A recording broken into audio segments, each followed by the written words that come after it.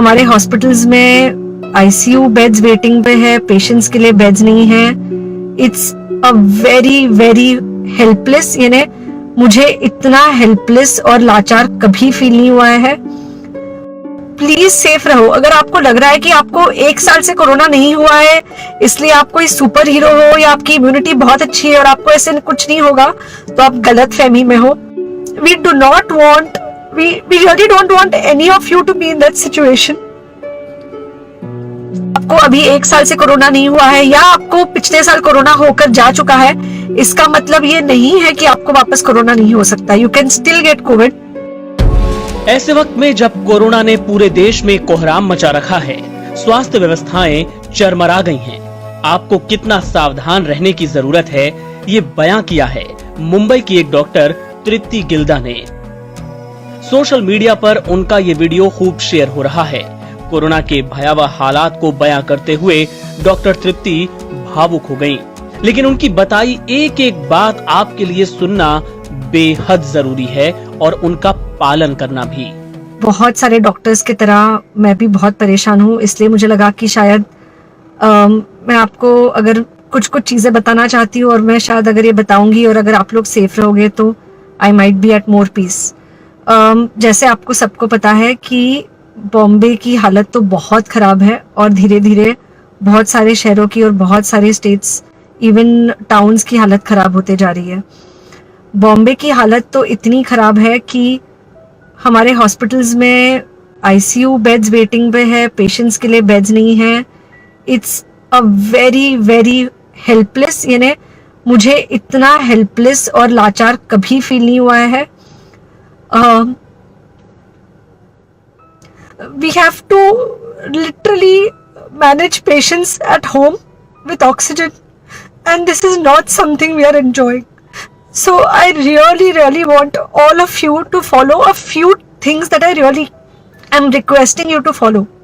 First, आप लोग please safe रहो। अगर आपको लग रहा है कि आपको 1 साल से कोरोना नहीं हुआ है इसलिए आप कोई सुपर हीरो हो या आपकी इम्यूनिटी बहुत अच्छी है और आपको ऐसे कुछ नहीं होगा, तो आप गलत फहमी में हो। हम यंग लोगों को देख रहे हैं। I mean, we have a 35-year-old who's on the ventilator and we are not able to help people now. So we do not want, we really don't want any of you to be in that situation. So sorry,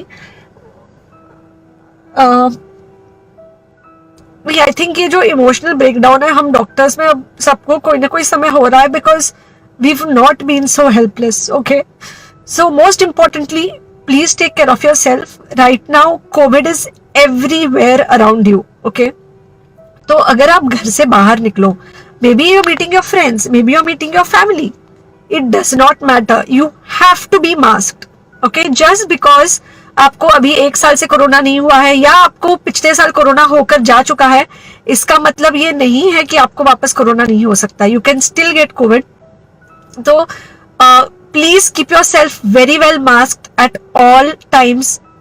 अगर आप घर से बाहर निकल रहे हो तो घर के बाहर निकलो, मास्क होना चाहिए. मास्क सिर्फ इधर नहीं, मास्क पूरा नाक से पूरा यहाँ तक होना चाहिए.